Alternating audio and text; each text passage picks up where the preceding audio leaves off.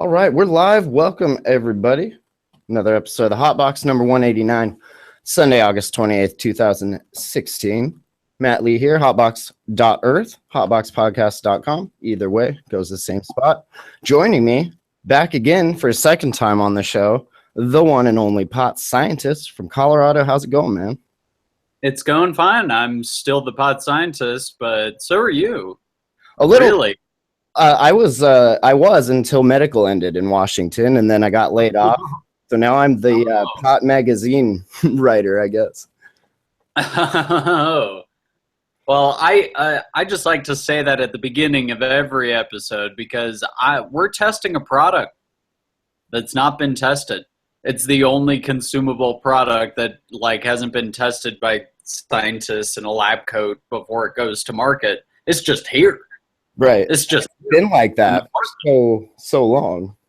Right. So anytime you smoke or anytime anyone smokes, you're performing an experiment. And this is your laboratory. And it's important to take notes. if there's one thing I could do, if I could get people to just keep a notebook to just write down what happens. You have a phone that's listening to you probably 95% of the time anyway. You'd think it would just take those notes for you at some point. Right. It's here's the thing: is scientist isn't a separation term. It's not like I'm a scientist, I have a PhD, I have a laboratory, and you don't. Fuck you.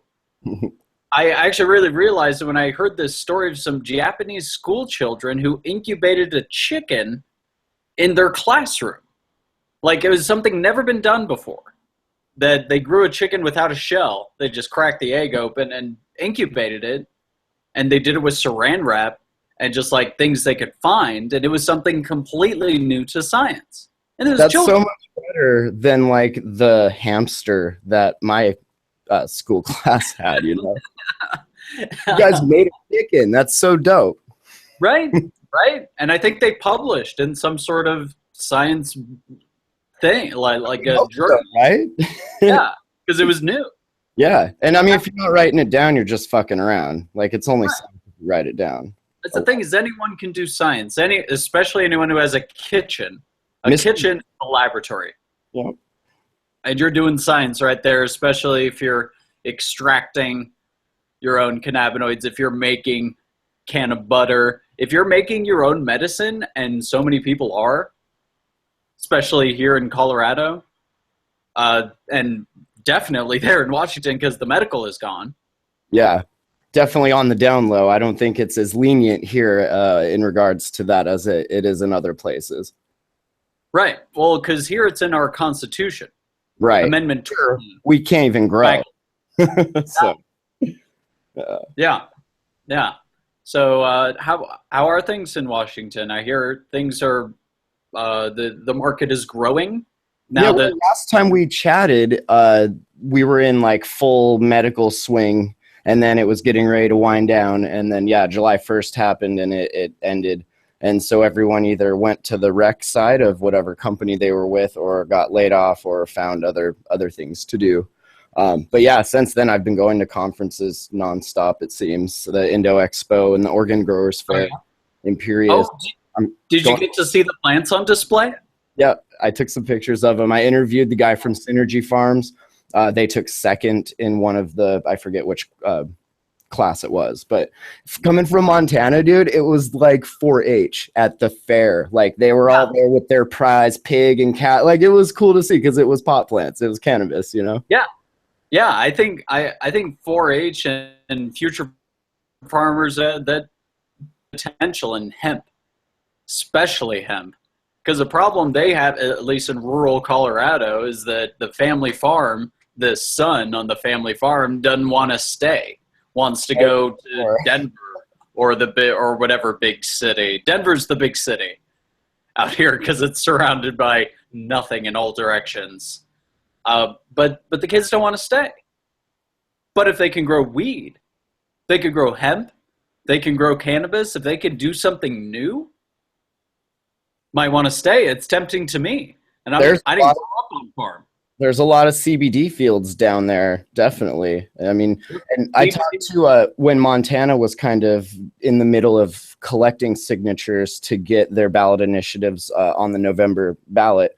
There was a gentleman from Eastern Montana, and he was saying all the ranchers there are like, they want to do it, but nobody wants to be the first one. So they're all kind of waiting to see like who's going to go first. And then they'll all just like, my combine is now a weed combine. And like, let's do this on a massive scale. Or using hemp seed for livestock feed, using the husks, or not the husk, the herd. Herd is like the stuff inside the shaft, using that for animal bedding. Like, there are a lot of things that can be done with this hemp plant. And I think CBD is just the tip of the spear. Everyone's getting into CBD right now because it's a way to make a lot of money real quick. And a lot of the other applications of it have other things filling. Is it so? I've heard that it's a lot of buzz, but nobody's showing any actual sales numbers as far as to the customer. Like, it's all just potential orders placed. Isodial, I believe, was the one company I talked to, and they grow it in Sweden or Switzerland, somewhere in Europe. I'm so terrible at this. But they transform it into the cannabinoids, and they have a tax tariff number, and they can import it as long as it wasn't grown on U.S. soil. Once it's in oil form or whatever other form, you can bring it in and pay your taxes and all that. So they apparently have just been flooding this market there, but nobody has any actual sales to report. Well, the 2014 Farm Bill defined hemp as less than 0.3% THC. So if it's less than 0.3% THC, I believe it could be imported. Mm-hmm.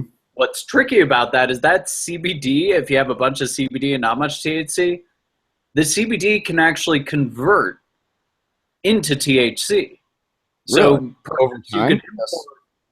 You could import a hemp product that is legal, store it in a warm warehouse for a couple of months, and it becomes illegal. I like that. That's like rum running. We're going to bring the booze over the border, see? Right? And this is the downside of some legislator listening to some scientists and just drawing a line in the sand that has nothing to do with biology, that has nothing to do with reality. Let's just call it at 0.3. Then are you creating hemp by diluting? And are you creating marijuana by concentrating? Ooh. Like, it's... I like that. Creating marijuanas. Right. Because if you define marijuana that way, once, like, this plant is not marijuana, but once I concentrate it, perhaps it becomes marijuana, then I dilute the concentrate, it becomes hemp again.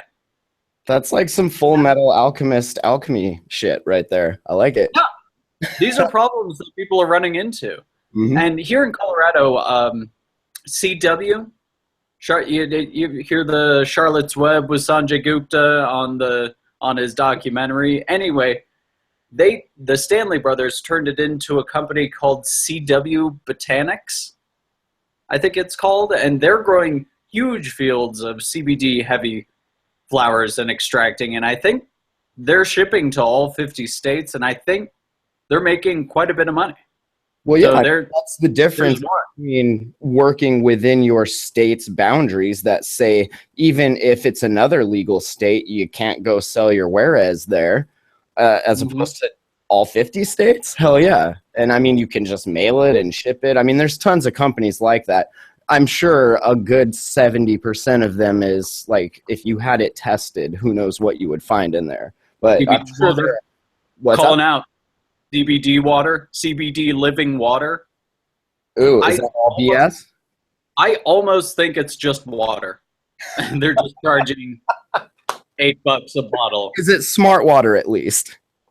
Smart water, so it's worth all $8. We magnetize the molecules so your body absorbs them better, dude. Nano. You don't get it. Just say nano enough times. That's why your testing doesn't come up with any CBD, because it's not nano. Oh, it's got to be nano. If you're not testing at the level, you don't get any. That's awesome. Those nano tests come in yet? All right, let me I've know. actually talked to the guy. I called them, and it was funny because I kind of like did a character on it. I was like, I'm not smart. I just know that CBD is not dissolvable in water. How? My So my question is, how do you dissolve it? What they said. And he gave me a call back, like in the middle of a party. The dude, I think his name was Bill. I don't know. He called me back, and I was like, and I forgot. I didn't know who he was, so I didn't have the character. I was just me. Hello, pop scientist. Oh yeah. So if I test it, will it come back with CBD? He's like, no. It's nano. It's nano. And I said, well, it's certainly cannabis in origin, right? I mean, from the cannabis plant that you get the CBD, right? He's like, no. It's not cannabis. It's hemp. I think we're confused here somewhere, sir. I couldn't even talk to him after that. I'm just gonna hang up on you. What do you do, right? I mean, you try to educate him, but I mean, how much good is that gonna do? There are some cannabinoids that are not cannabis in origin, like Marinol. Marinol is the FDA-approved cannabinoid drug. They actually trick the E. coli into making cannabinoids for them, so that's not plant in origin. Well, anandamide. Anandamide is the endocannabinoid, so that's your own body, right? Origin, and so that's what he's doing. Placebo effect is real, man. I bet a lot of people who drink CBD water feel better, and it's legit. But it's not because of anything in the water. It's the same as acupuncture and a lot of those other like woo kind of sham sort of things. You know, it's the people are getting attention. They're getting a relaxing hour or so, and they feel better. Well, no shit. Like, do that at home. You would also feel better. Well, maybe not at home, but you know. So I'm just messing with my lighting. So does the video actually come through the podcast, or is it just audio that people are hearing? They'll hear the audio after the fact, but the Hangout is live with the video, so it pans between you, depending on who's talking. Okay. Cool. I didn't know if you look like you're freshly dressed, so I assumed you were okay. Yeah, I mean, I throw on this shirt. This is my normal shirt. I weed normal. Very nice. I pot leaf normal. I'm not sure how to pronounce that. But yeah, I think you just say pot leaf. Pot leaf? Yeah, because I have I pot leaf Colorado. I nano normal. So yeah, been doing a lot of like back and forth between here and Oregon. I'm going to Alaska next week, which I've never been. I was supposed to go for Weed Week, but that got canceled. But my ticket. Alaska's beautiful. I have a brother. Brother in Alaska. In Anchorage? No. No, he's in Denali. Oh, nice. Denali National Park, which is the huge mountain. You know, it's like 23,000 feet.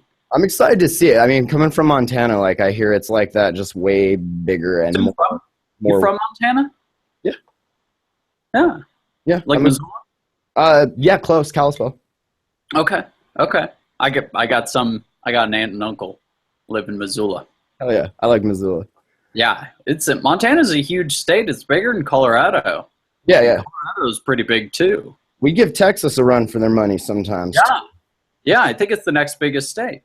But after Texas, like Alaska, just massive. We have some cannabis stuff going on here, so it'll be interesting to see. Even without having the Weed Week festivities, I was looking forward to. It'll still be a cool trip, I think. Yeah. So you're thinking of Trichome Institute. Yeah, we had Max Montrose on the show a while back, and I really liked what he was saying about all of these judges at all of these cups, and it's all just bullshit, and nobody has established an actual way to grade and you know, say that this is actually good cannabis and this is not. People just make up shit. And so that's what he was kind of explaining the whole tag system and everything, and I was like, man, I would love to do that and then use that knowledge in my reviews and kind of help spread this. Like, you know, it's same as it was last time we chatted. Everyone's buying based on THC numbers. Labs are inflating numbers so that people come back, and it's just a mess. No one knows what they're doing, really, other than here's weed, give me money, and then, you know. Yeah. Well, so. I think the problem scientifically here in Colorado is that the laboratories are dependent on their customers. Like, they're selling these test results to pay their employees to keep their business afloat. So, and if you're the low lab, right, but your numbers are legit, people won't come back to you. If another lab is giving higher numbers, if that's what the market wants, which is ridiculous. It's incentivizing falsifying reports. Exactly. And it's definitely a big problem. It's like mobster stuff almost, you know? It's like some racketeering shit. We're all going to get together and price fix this bullshit and then make some random number like the golden number, and you're all going to buy it. Right. And I think that the dispensaries are mistaken. Anyone who thinks that higher THC is better quality is mistaken, because it depends on what you're using it for. Mm-hmm. And I think that's the hallmark of responsible cannabis use, is that you're using it for a specific reason. For example, I use it for my insomnia. Like, I don't fall asleep. But I've incorporated cannabis into my ritual, which involves a sun salutation and yoga and smoking cannabis before it's part of my unwinding ritual before I go to bed, and it helps me sleep. I don't know how much of it is yoga. 30 milligrams of THC will put me to sleep as well. Or are you just smoking? But I've eaten an edible before going to sleep, and then the high literally wakes me up. Yeah. That's happened. Weed hungover. Yeah, so higher THC is not necessarily better. And it's also different for different people. Right, exactly. The whole perspective and how your brain is handling it, and what's, you know, everyone's different. So your receptors are going to give you a different perception of what this feels like, which is crazy. Because think about it, you could almost do a 23andMe genetic kind of history. And then if you had a way to gauge which markers meant that this is the terpene profile that would best fit whatever this ailment happens to be. Like, there's so many variables, but in theory, you could track all of that and have a very individualized method of giving people the cannabis they need. Yeah, I think what we're lacking right now is a definitive test or measurement of the endocannabinoid system to know how much of an anandamide you're making, or 2AG. It's sort of the equivalent to CBD is the other endocannabinoid that we know of. Right. There may be other endocannabinoids we don't even know about. The problem with it is that it's all over every part of the body, and it's very small amounts. Right. Like, it's in your skin, it's in your bone, it's in your immune system, it's in, everything, and it's just a very small amount. It's not like the circulatory system where it has a pump and like a highway where it goes through. It's not like that at all. So it's hard for us to measure through the whole system rather than just crossing the brain-blood barrier and going into the receptors. Right, because CBD has more of an effect on the immune system than it does on the blood-brain barrier. You know what? I see you smoking, so I'm going to get my smoke on. Oh yeah, definitely. Feel free. Yeah, over here. That's kind of what I wanted to talk to you about. is because I know you were in Colorado, and I was thinking of coming down for the crypto cannabis conference, but that's the same weekend as Barter Fair, and I can't miss Barter Fair. So I'm going to send another one of our writers to the crypto cannabis conference, but they said they weren't going to be there anyway down, because I was going to try and do that and then do the tag training and then do the extraction tech tour. And get it all done in one shot. But of course, not all the schedules worked out that way. But you are down there, and so I was kind of curious what your thoughts were as an actual scientist, not just a pretend one like myself here. Yeah. Let me take a puff before I. Oh yeah. And definitely, I know like there was. I chatted with Max a little bit, and when you get into what they're actually doing, there may be some things you really can't talk about because you've seen it and I haven't yet. So definitely, don't get yourself in trouble or anything. I'm just kind of curious what you think of it, just in general. Well, I took the interpreting level 1. Now, I signed a non-disclosure agreement to take the class. So I can't talk about the class, but certainly Max doesn't own the knowledge of general cannabis, like the stuff you can look up on my YouTube, for example. I have a Cannabis 101 playlist, if you're interested. He certainly doesn't own any of that. What he does own is this idea of interpreting.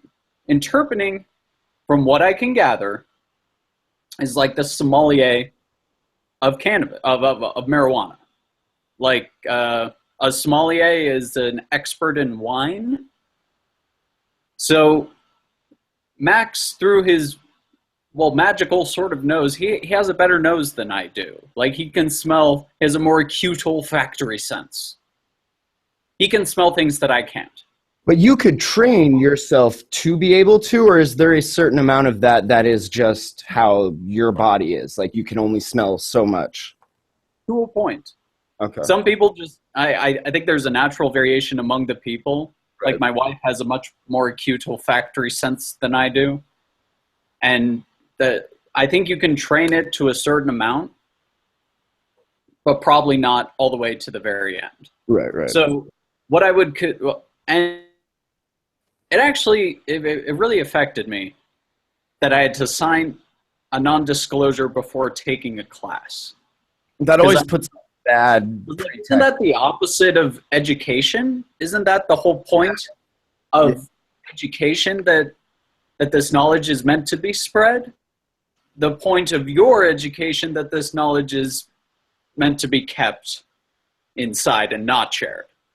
Yeah, that's so it made me disinclined to believe in it, because if it's a secret, well, it can't be that legit as far as knowledge goes. Right. But that's not completely true. Don't let me talk complete shit about Trichome Institute. There are good things in there, and I think especially for a person who is just getting into the cannabis industry, wants to just know some general things, like about the naming dilemma, that we have all these names. Blue Dream could be like 12 different plants. Right. And there is this dilemma, and he talks very effectively about that. Max is a special person. He is. And if you have the chance to get him to teach a class, he will love teaching it, and the students will love getting taught. Nice. He's good at it. I had a good time. But I guess I wouldn't go too deep. Okay. Because it's his art, and only he can say whether you got the answer right or not. Right. And see, I was kind of more interested in it for like the things that they explained on the website, that you can be able to look at a bud from a shop when you get home, and through the smell and what it looks like, and certain things that you learn that you probably just don't know, like day to day, you can kind of see, is this good? Is there pesticides in it? Is there? And that's kind of what I was curious, like how far can you? Are there bugs on it? Yeah. Well, I have a little piece of hardware in my bag here. Ah, here it is. But yeah, I was mainly just curious, like how in depth that goes. Obviously, if you light a bud and it snap crackle pops, there's either a seed in there or it's some other issue. But that's what I don't know about, and I am curious. And that seemed like the way he presented it. It seemed like a really interesting class to take. It's just really far and it's kind of expensive to do, but yeah, that's fun. Good experience. Max and I are kind of doing the same thing, but on a very different level. I give it away for I'm free. hanging out with you then. On my YouTube, like you can look at my YouTube. I upload every day, Yeah. and it's for free. And I should probably do a video about this little piece of hardware. What is that? This is called a jeweler's loop. Now, you can see it right here. Oh, yeah, okay. The magnifying glass. Right. So the big magnifying glass here, that's 30x, and the small magnifying glass, that's 60x. So you can take your bud and look at it very closely. This will tell you if there are spider mite shells. This will tell you if there are eggs of spider mites or thrips, anything. You don't want bugs. I mean, you can see mites on the buds. You can't see the eggs. Is that what you would use that for, or it's just even spider mites are almost invisible to the naked eye? Really? Almost. Yeah. Well, you'll see their webs before you see them. Okay. Because they're so tiny. What are the black specks then all over buds that get spider bite? I thought those were the mites. See, I don't grow. I just checking it out. Well, the only spider mites I've had were I think they were red or they were black, but they were super duper tiny. Like I needed this to really see their legs. Okay. See them move. But I mean, you can get a jeweler's loop on Amazon is where I got this one. Or you can get a Trichrome Institute branded one. I think he sells the kit. There's like you mentioned that they give you to kind of future reference your things there. Yeah. They have a very helpful wheel. And I do really think that his basics class is super valuable. Like it's not wrong. It's just once you get up in there's only 5 tier 4s in the world because it's like this thing that I made. Right. I was going to go there and be a tier 4, you know? I was going to take it to the top. Hey, you can do it if you want to do it. I wouldn't stop you. I would say it's but one way. Right. It is not the way. It is one way. Many ways. There are many ways that have not yet been discovered, and Max has gone forward and trailblazed and absolutely done it. And deep down, I'm really kind of jealous because his accomplishments sort of highlight my inadequacies. So I'm deeply jealous, and it's kind of like that hero-villain relationship where like he just makes me jealous, and I want to be like him. And you drive his car and throw stink bombs at him and laugh maniacally. I try, but I always fail. I fail in what I do. You're like the monarch in the Venture Brothers. I'll get you. He always succeeds. God damn it, Max! You always succeed at things. I'm sure he's making a bunch of money. They're not cheap. I was trying to just be like, let me do them, and then I'll write about the experience. But he didn't. And here I am. No, you can't write about the experience. Yeah, they didn't seem very into that. So, well, why don't you take the Khan Academy approach?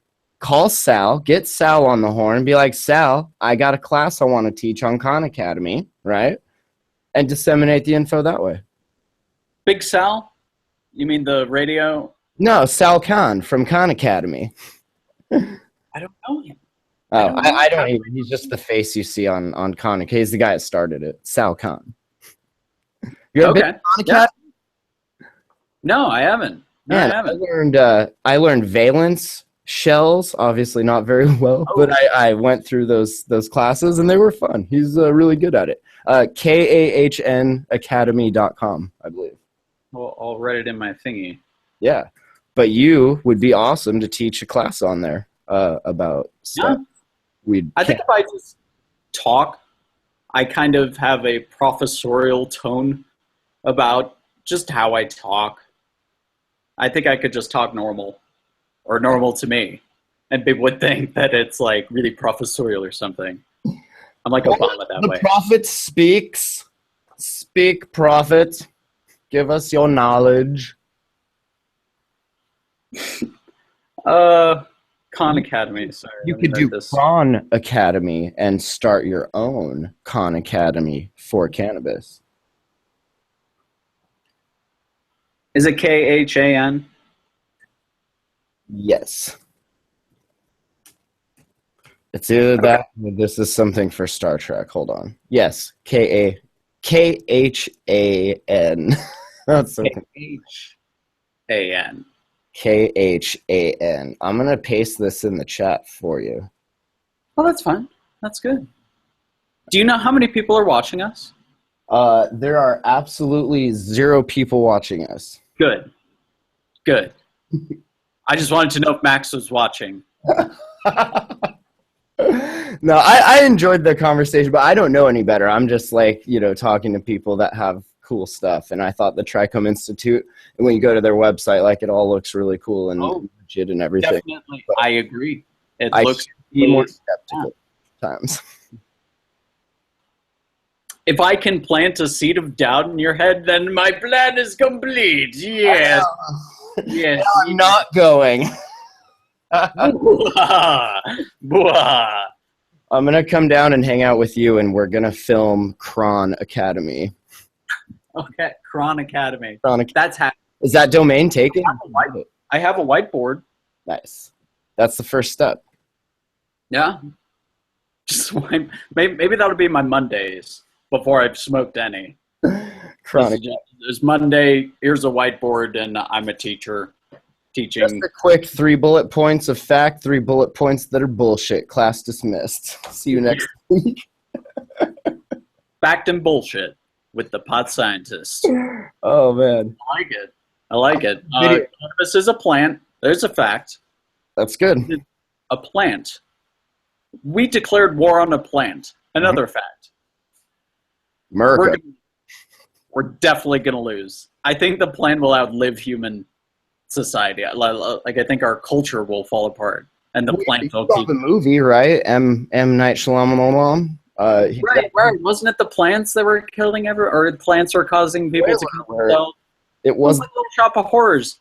I come from a theater background. I'm not just a scientist, but I'm a musical theater enthusiast. Probably one of the only straight ones at the college, and it's fine. It's fine. But gay men love musical theater. I think that's also a fact. Majority. Over 75%. I learned that on Modern Family. You should teach in the vein of musical theater. No joke. In my lab, in my notebook, I have written Decarboxylation the musical. That's so awesome. That's all I wrote. We would just make up words to songs that we were coming on the radio, but that had to do with distilling or winterizing or something stupid like that. Yeah. Winterize Me. Winterize Me is definitely the ballad between it's sung by a woman, I think, but she's the love interest, and she just says, "Winterize me, I'm too hot. I'm too hot.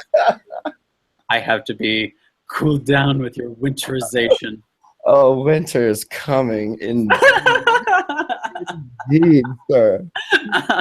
Oh man, what's your favorite video you've made in the last few months since we spoke with you? You put out quite a bit of content there.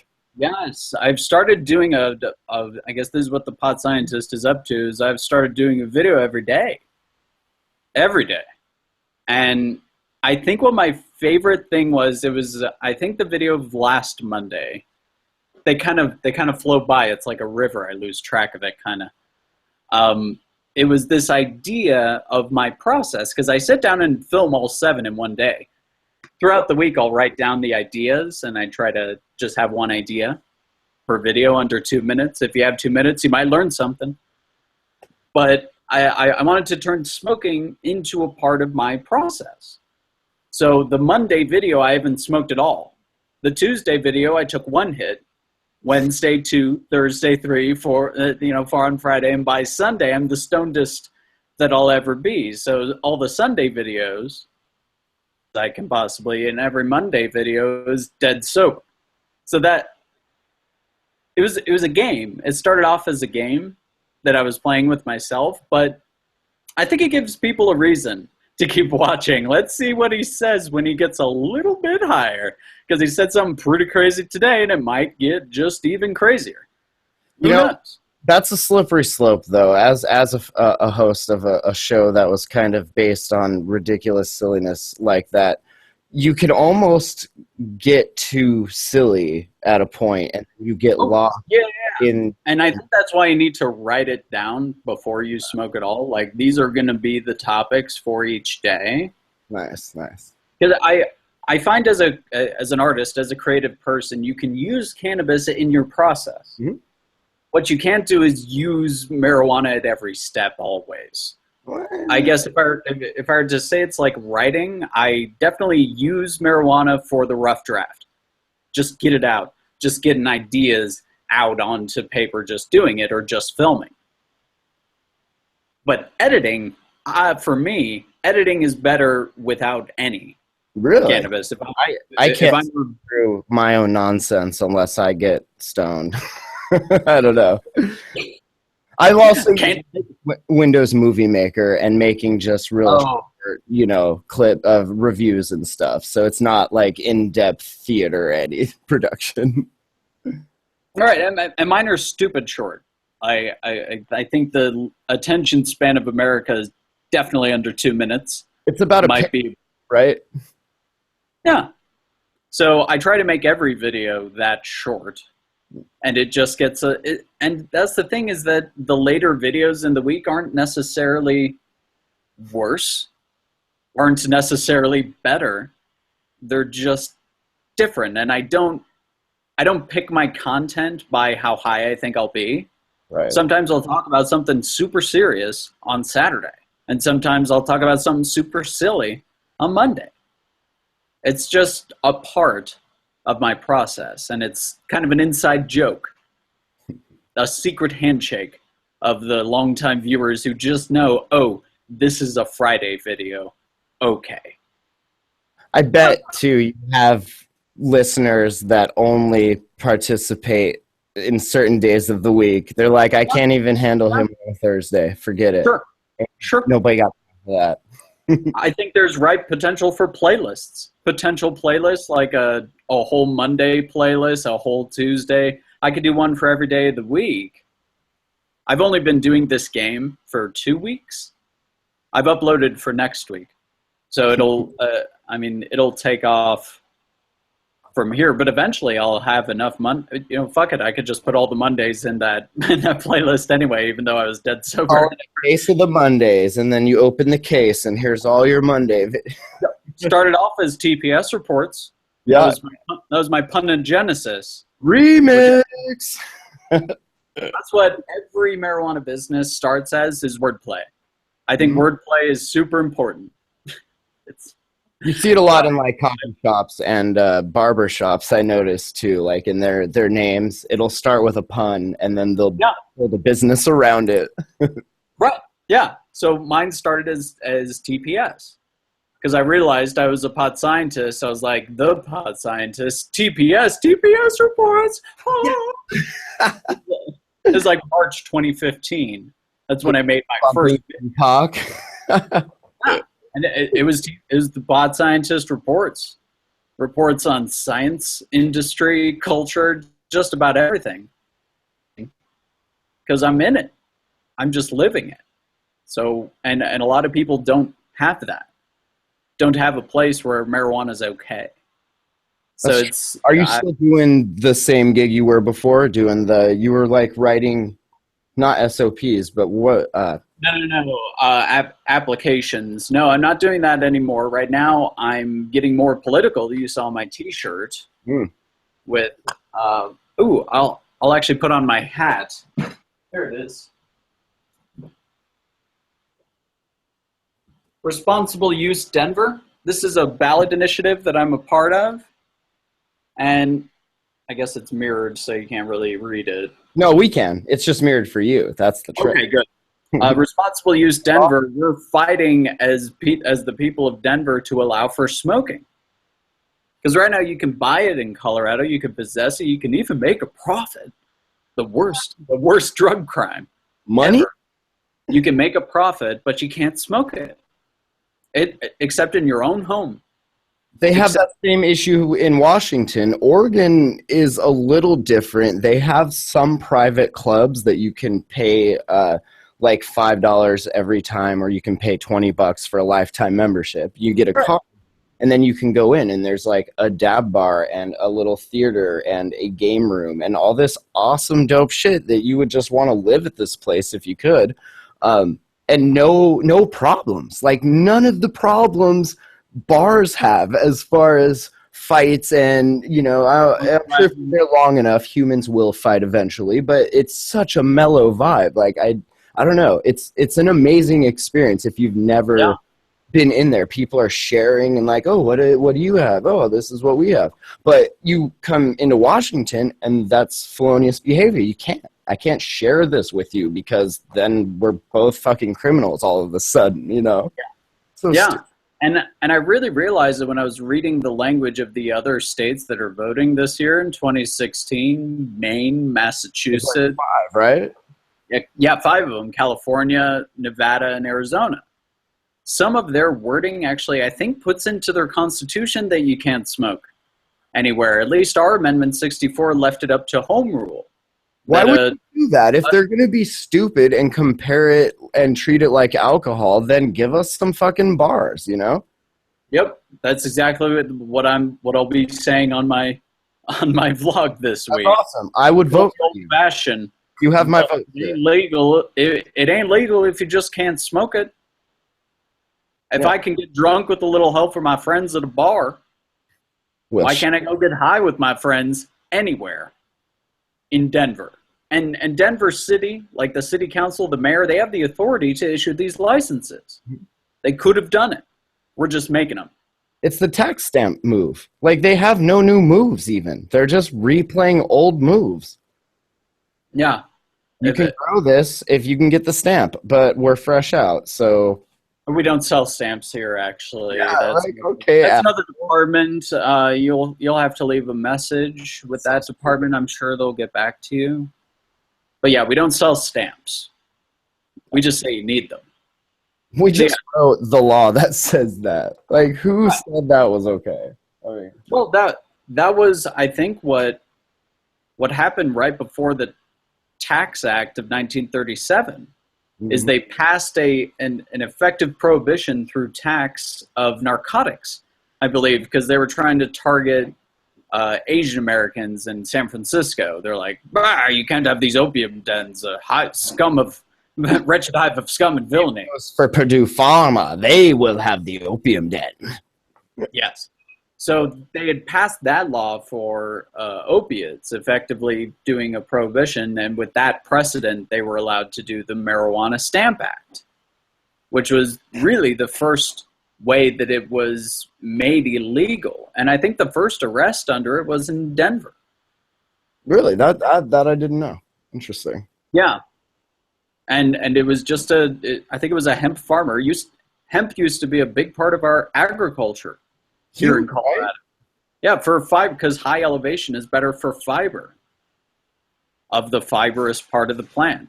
But you could still roll some pretty shitty joints out of the flowers in the fall and sell it to your friends.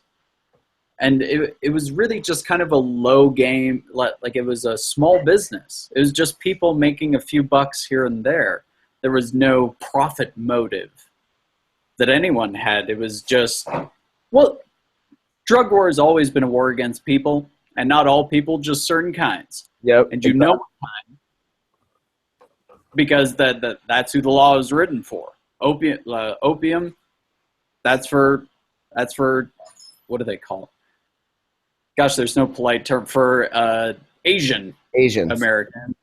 And marijuana, well, it says it right there. It's Mexico. Marijuana. It's in one of their songs I heard. And you know what, though? It's a really good thing that they took all those steps to prevent all of this bad opiate outbreak, because I'm really glad that right now in 2016 that we don't have large numbers of addicts that have been created. You know, I'm sure glad that all of this has worked out for them. I'm glad with all of the regulation on booze that, you know, kids don't drink. I'm really glad that this is all working. Now, I'm speaking as a white person here, but that is some white people shit right there. Bro, you better check your privilege. The business model of Vicodin, of OxyContin, of hydrocodone, of all of these different variations of opioids, that's some white people shit right there. And there's a big profit motive, and it's nothing personal. We're just going to do it and manifest destiny. And they don't even know. Like, they educate their customers about as well as some of these, you know, bud tenders around here are educating their customers. But like my mother, for example, she could have a bottle of the shit and not even know what it is and just have it there. And, you know, the doctor just is like, here, if you have pain, take this. It's like, holy shit, you guys. But I'm going to cut you off. That's right. Eventually. Once I've 10,000, I think is the magic number, right? They make it's not a number. It's a conference in Puerto Rico. It's it's how much you get from your free hotel room, from the girls they offer you. You know, I used to be in the belly of the beast here. I used to work for Big Pharma. And actually, one of the divisions of our company was the biggest importer of opium in America. Like, their license was from like 1890 or something. Dream job. And they turned all yeah. And they had a very, very well-meaning program to educate people on the dangers of opioid addiction, because we care. Because we care. We have these classes that you can take. We have all of these, and we're just showing that we care. Will those classes teach me how to care? Because that's what I'm really looking for here. No. What have we done? I don't know. I was in the conscience of the corporation. The conscience is quality assurance. It's like the good cop. Yeah. And everybody hates you because you're essentially doing the same job as a regulator, because it's your job to be on this side of the table when you're getting audited. Yeah. It's your job to know everything that they can't find. And, you know, if my team of assholes here would do their damn job in the first place, I wouldn't need to check it. Right. Well, this is what I consult businesses to do, because I'm not an expert on how to do well. For that, you need Max Montrose or someone who's making a lot of money. I'm not doing well as a business. I'm an expert at being good as a business, especially under the eyes of regulators who want to make sure you're being good.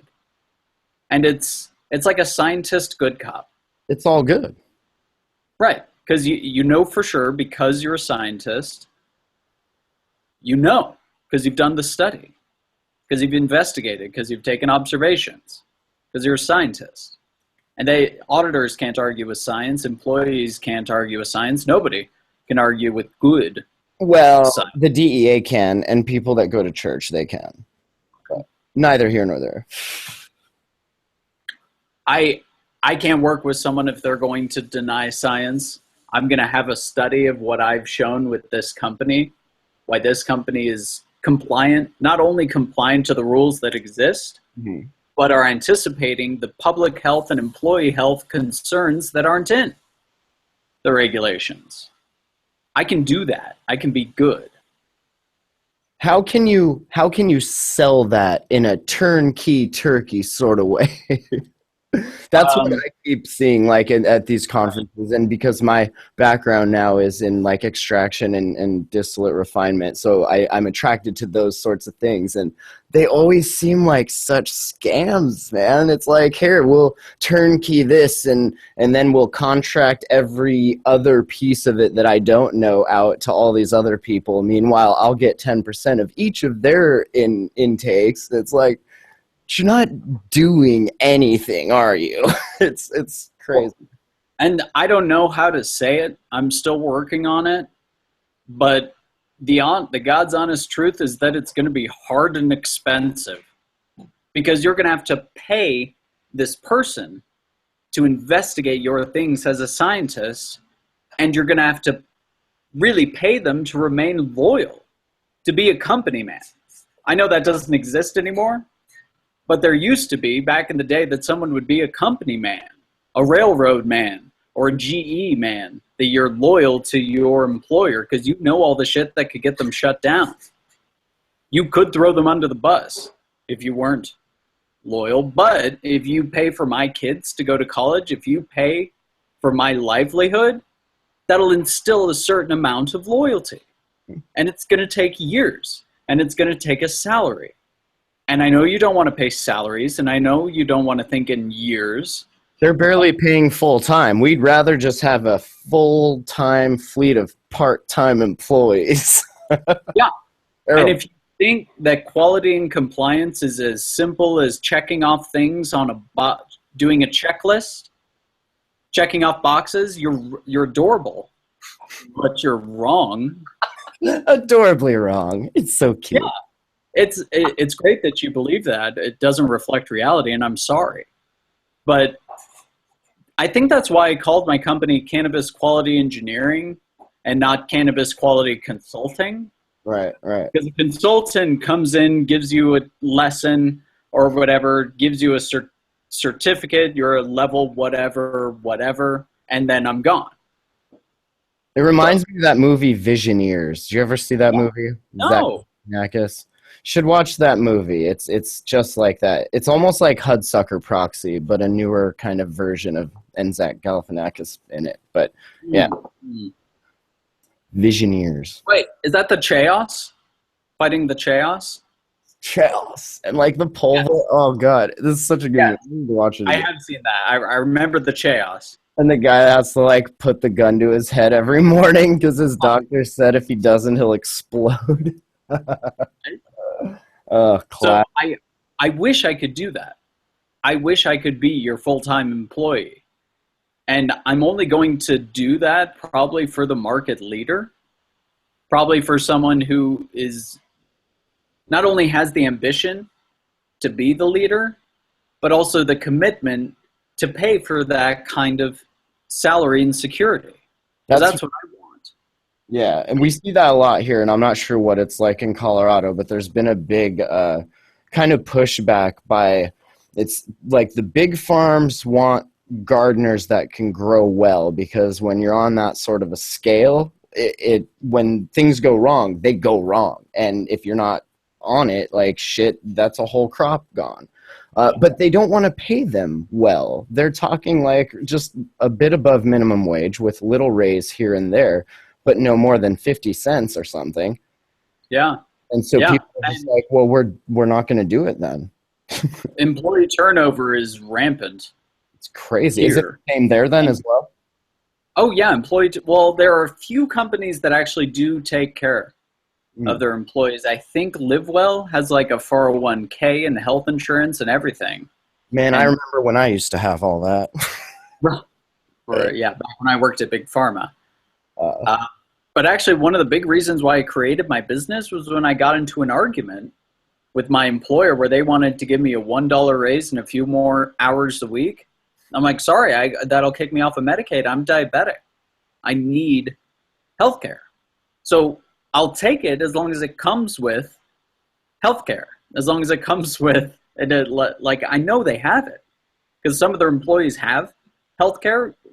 Just offer that. Really? And I'll work 40 hours a week gladly for you. And they're like, no. So they fired me over I think a minor mistake that I made 2 weeks earlier, and it was over. Best thing that ever happened to me, because it spurred me on to make my own business. So that way I can take in more money than I pay myself. I just spend the extra money on the business, and I can delineate just the right amount to pay in payroll. Like that, I needed the power to do that. So I formed my own business. And sometimes for my own that, right? Until like you get fired or something happens to kind of propel you in that direction. It's like I either have to do it now or go grovel, you know. Right. So that, I mean, I guess I don't know what my point was there, but quality engineering is a division of the company. But you're doing it now. That's the point. Right, yeah, I'm advising. I'm also volunteering at the Good Lab. The Good Lab is actually a home laboratory made by some advocates who are pretty much told by Colorado legislators, do it yourself. Because if you grow at home and you're not in the metric tracking system, you don't have the RFID tag, you can't give a sample to a licensed laboratory. They can't legally accept it. Really? So where are you supposed to test? Well, do it yourself. There's nothing like they can gift it to us and pay us for the results. Like we're not buying marijuana because that's still a felony in Colorado. You can give it away as a citizen, but you can't sell it. If you sell it, that's still a fucking felony. Wait, I thought it was legal. Hold on.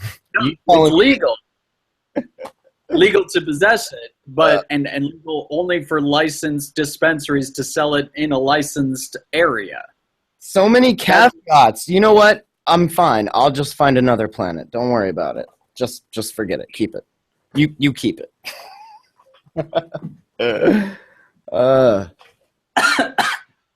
Well, do you see a lot of clear classes there in Colorado? Where that's something that's getting really out of control here. Not out of control, but there's a lot. You mean the brand, the Clear?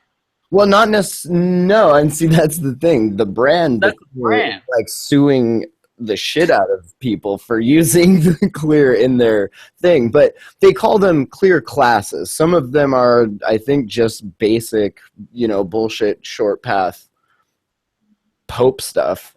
But then there are a few doing like the VTA classes, the thin white, molecular distill.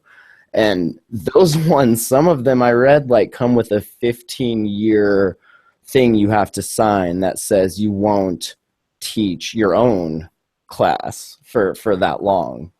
Well, I think is the one that's doing that, but I could be wrong. Well, actually, coming into YouTube is a piece of hardware that I got access to called the Source. And with the Source, you can dissolve your cannabinoids into ethanol, Everclear, that you can get at a liquor store, and that's not a crime. So if you do it with butane in your home, that's a felony. But if you do it with Everclear in your home, that's okay. Right. And I mean, you can if you get different pumps, you could run a regular extraction system. Sure. Ethanol that's the cool thing about this thing is that it actually pulls a vacuum, so it doesn't have to get hot to boil. So you pull enough of a vacuum and the ethanol collects around it and all of your ethanol, and now you have, well, I can show it to you. I have it in my fridge, actually. Is it like a rotovap? That's what it kind of sounds like. You're just concentrating it back down in the...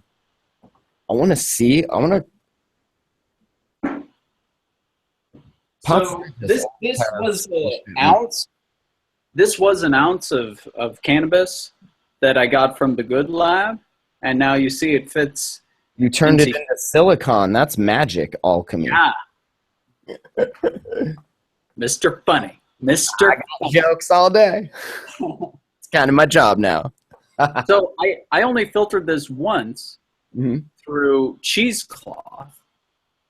How many microns is cheesecloth? Well, it was 3 layers thick, so it's not a micron amount. Really, you should do it with a coffee filter. Our coffee filters have holes in them, so I couldn't use it later. Coffee filter. So this is super concentrated. This is an ounce, and it's been reduced to like 1 gram of ethanol. And you can do this with just a plug. You don't even need like a kitchen to do it if you have the source by Extract Craft. I love their machine. It's so much safer. I could take a puff from a pipe while it was extracting. I didn't worry about any explosion or anything because it's all self-contained, closed loop. Closed loops can leak, though. Shouldn't be smoking near them. If you're going to smoke, you should use a heat gun and a health stone. That's how we would do it. How big is this thing? Like, what's it look like? Is it just a little CO2 extractor, or what is it? No, it's ethanol. You just pour the Everclear onto the cannabis and you filter out the plant matter, and then you put that into the machine, pulls a vacuum. It's just one container. Not like a loop, actually. It's just one container. Right. But you're just doing a quick wash with it. You're not like soaking it or anything, and that's how it comes out. Right. That's more like the Rick Simpson oil, is if you do like a 48-hour extraction, and you're getting all the chlorophyll. I'm sure I got a bunch of chlorophyll in this extraction, but it wasn't whole plant sort of medicine. Hold on a sec. I'll show you something.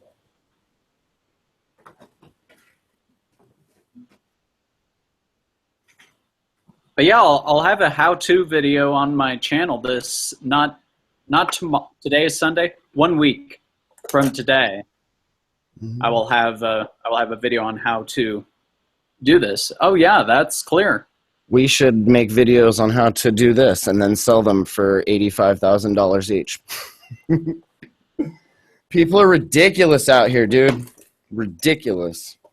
That's still they said Wild Wild West a couple of years ago, and I was like, finally, I get to grow that mustache. I can be in the Wild West. I've been working on mine. This is like it's what 6 years now. That's all I get. Okay, I'm just gonna keep growing it. It's only been a couple of years, I think. But it's. I'll show you a thing we made. You see this here? Ooh, yeah, that's some see that is more filtered than mine. Usually, you like run it through multiple You not only do you run it through a coffee filter, but you run it through a coffee filter again and again and again. Is shatter, and then there's distillate on top of it. We call it 2 Earls, 1 cup. Thank you. It's really good though. That's a punogenesis right there. I know. My roommate came up with it, and we laugh every time now.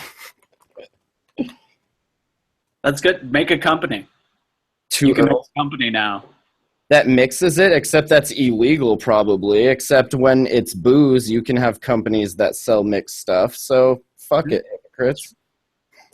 That's true. I'm mad about that, if you can't tell. I'm mad as hell. Write a rap about it. Well, did they sell it in Washington as regulated like alcohol? Well, the LCB does it, and that's the liquor board, but I don't know. I was in Montana watching their medical cannabis system get destroyed. I heard they're voting for it again, medical. Again. Yeah, this will be, what, the 3rd time? It's ridiculous. There's one gentleman science coming out of there. Some testing stuff that was really interesting. In Montana? Yeah. There's one guy that spends like $100,000 on this campaign to get rid of it because he's got a hard-on for medical weed in Montana. You look at the campaign thing and like the top 5 donations, he's number 1 at 100 grand. Number 2 is $1,500. Number 3, 4, and 5 are all like $50. It's so bad. And then he's at the top at like 100 G's. It's out of control. But hopefully the people will vote on it once again, I-182, and they'll fix that. And maybe they'll even allow labs and testing, and then I can go back to Montana maybe. Yeah, that was the interesting science I was referring to, was some labs and testing. They had some cool stuff coming out of Montana. Not anymore. Nope, only 3 3 people per caregiver now, and all sorts of dumb stuff. But they'll fix it. I have hope in in my home state. Where would you say is the spot to be right now for young up and coming kids trying to get into this industry? Not kids, 21 over. Kids. Right. That's the difference between me and Bill Nye. Is that I'm not for kids. You're a kid, and Bill Nye's an old man. That's true, but his content was meant for children. Right. Well, so is Mr. Wizard, right? That's true. Place to be right now.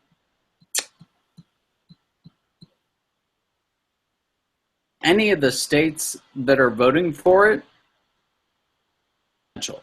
Are you going to Alaska for CanaCon?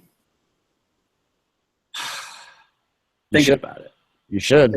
My budget is a little limited. Hanging out at the moment.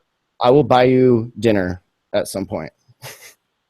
I got $20 on it on your trip up. Awesome, dude. You're my week to kill. Do you know what kind of content we could make in a week just running around Alaska? I mean, come on. I got a killer bag for my video camera. Really? I just got a new one, and I got a new mirrorless camera. Dude, you should come to Alaska. We'll make some dope content. Maybe I could convince my brother to come down. That'd be cool. We'll all come down. Yeah. I'm just saying we could all be together. Yeah. I haven't seen him in years. Nice. You should plan on that then. CanaCon, Alaska. Yeah. Okay. I made for the magazine, I made a calendar of all the weed events on Google Calendar. I'll share it with you. It's got that in there, and then all the other ones. But are you going to Las Vegas? Not that I know of. When is that? BizCon this November. Oh, maybe. I know they just passed their early bird ticket day. Oh, shit. Would have saved you $300. Well, I get press pass, so that's cool. Are you going to the Portland Cannabis Science Conference? No. You should go to that one. That one's going to be good. What can people look forward to? What's the next video you're going to do? Like, besides the daily, like you're still doing your main focus kind of video? Yes. I believe the one coming out today will be featuring a new product that I found. It was handed to me actually by this guy, this veteran small business owner, and it was a new type of bong water. You know, your regular bong water, how it collects all those ashy chunks in it and it sticks to the inside of your bong.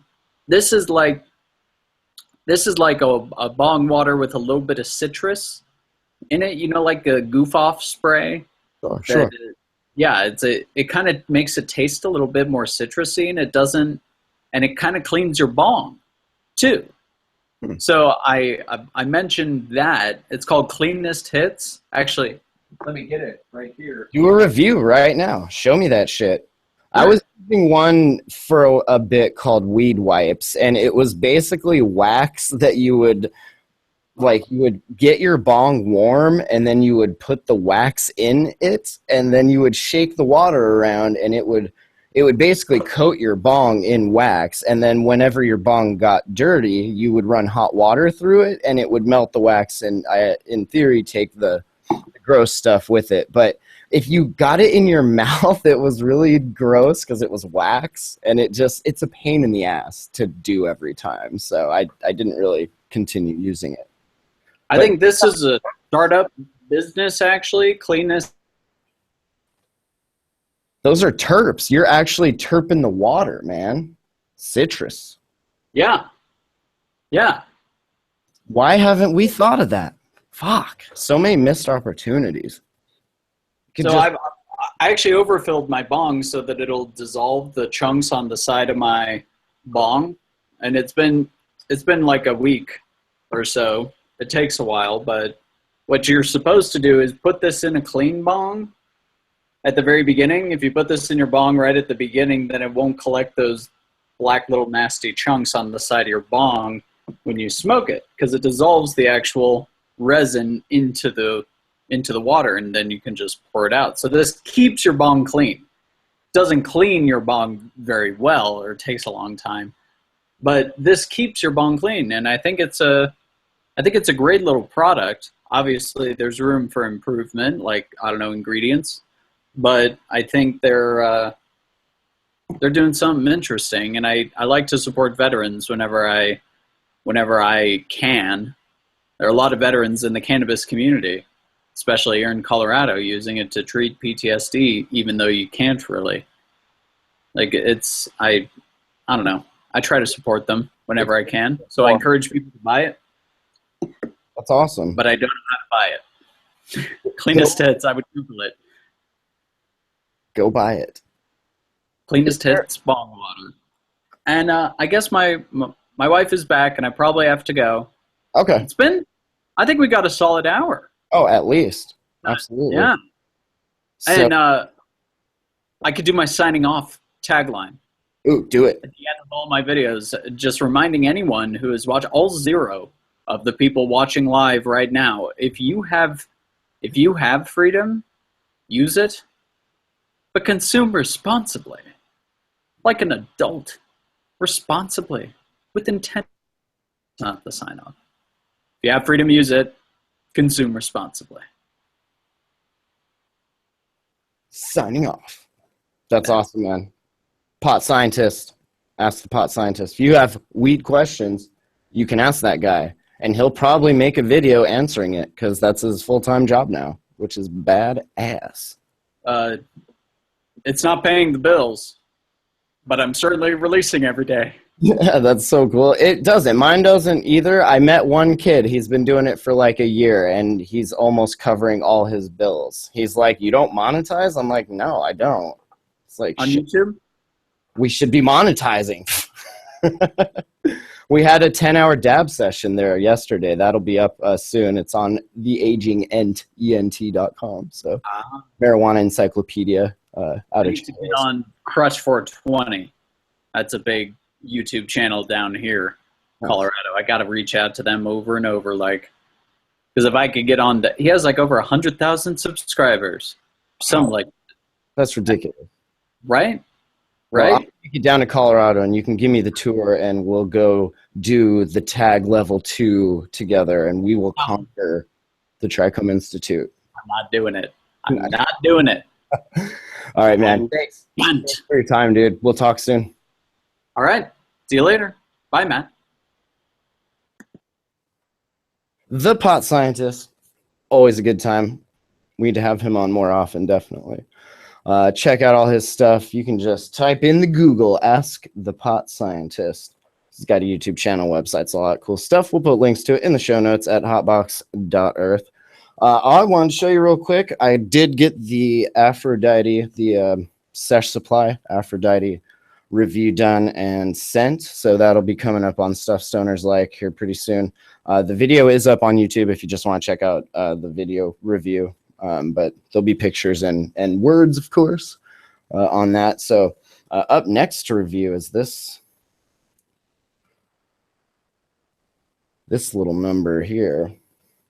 It's a gilded glass, and it's a monster. California handmade, couple of perks there, and ice catcher, a little gold. It's pretty. So we'll be reviewing this next. Very excited. And then also, while that's happening, we have the Vaporous, the J Pen Pro series. Going to put that through some paces, do a video and a review on that. As well as the Vuber Atlas Solo. So that's pretty cool. And we'll be giving away a Vuber and some other stuff on the Marijuana Encyclopedia podcast. I mentioned that just briefly over there at the Aging Ents in pretty much the most ruthless dab session I've ever been a part of. I mean, it was brutal. It was excellent. It was whatever word kids are using these days to describe good stuff. We dabbed a lot, probably like 88 marijuanas. So, yeah. Email Matt, hotbox.earth. Check it out, hotboxpodcast.com. On Twitter, Instagram, all that bullshit. And yeah, check out the magazine, cannabisjournal.com. And of course, Ask the Pot Scientist, always a pleasure. So thanks for listening. We will catch you next time.